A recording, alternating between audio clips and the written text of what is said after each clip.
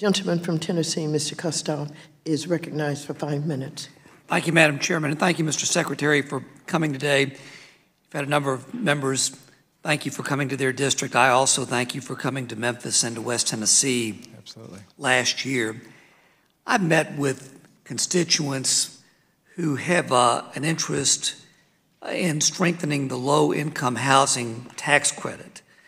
And in the last Congress, I think that there was a bill, the Affordable Housing Credit. The tax credit, in my opinion, it's a vital source for affordable housing.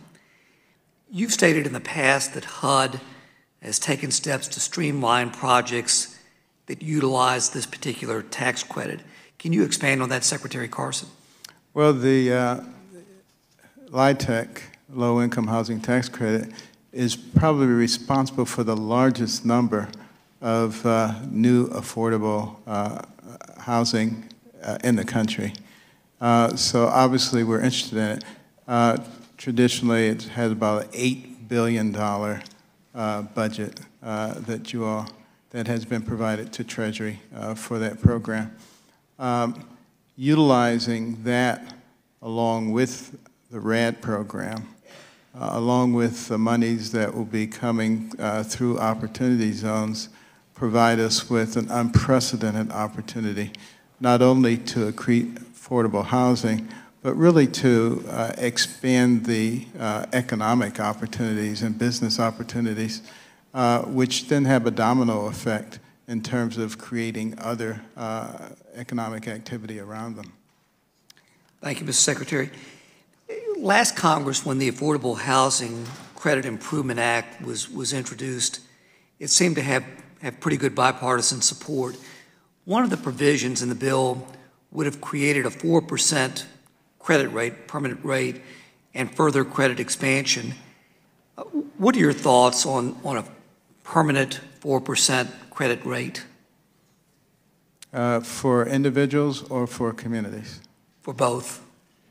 Well, obviously, we want to expand credit in a responsible way as much as we possibly can, being cognizant of the fact that when we do it inappropriately, we actually aren't doing people any favors. We're actually making their lives more difficult when that happens. So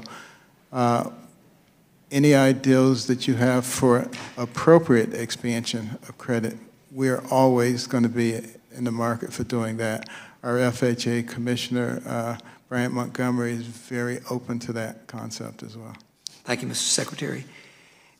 There have been a number of questions today asked about community development block grants. And in my district and in Memphis and in West Tennessee, these block grants have been, in the past, they've been used successfully. Given that the CDBG program was put into place during the Ford administration, we could probably look at modernizing the program to some extent.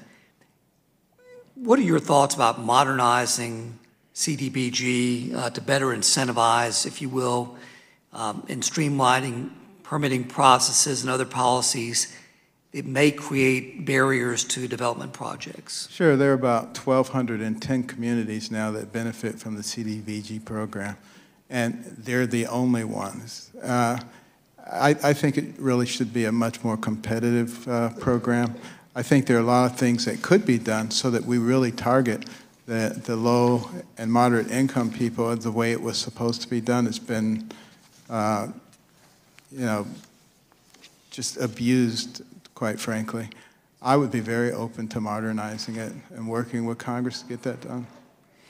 And if I could, as it relates to the funding portion and what's known as Formula B, which is in part based on data from pre-1940 housing. I know that there's some communities that benefit from Formula B. There's some that obviously are harmed by it.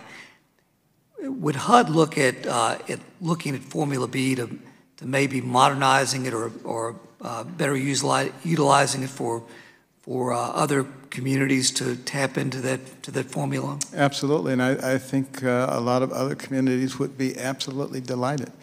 And it's not that I'm against the concept of why it was created.